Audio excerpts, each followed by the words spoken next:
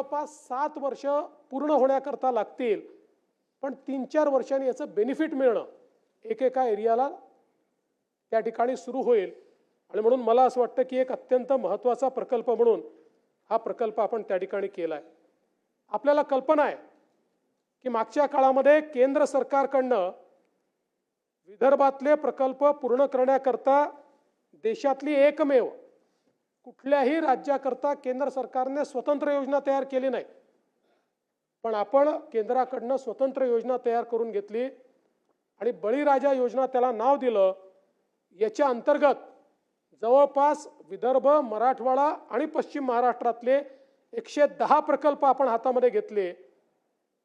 जवळजवळ केंद्राचे आणि आपले मिळून 15-25 हजार कोटी रुपये आपण त्याला लावतो, ज्यामध्ये केंद्राचं अनुदान आहे आणि उरलेलं केंद्रानेच दिलेलं सॉफ्ट लोन आहे. आणि यातनं जवळपास आता 59 प्रकल्प हे विदर्भातले 69 प्रकल्प आपण पूर्णत्वास आणलेले आहेत. उर्वरित प्रकल्पही अंतिम टप्प्यामध्ये आहेत. त्यामुळे मोठ्या प्रमाणात हे सिंचन या ठिकाणी उपलब्ध होत आहे.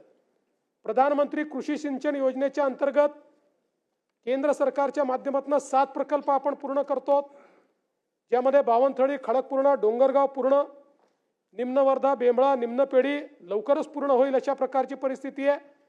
बोरवा बॅरेज मंगरुळपीर 162 कोटी रुपये, घोटा शिवणी बॅरेज मंगरुळपीर 234 कोटी रुपये आणि जवळपास गोसी खुर्दसाठी 15,000 कोटी रुपये आपण त्या ठिकाणी दिले.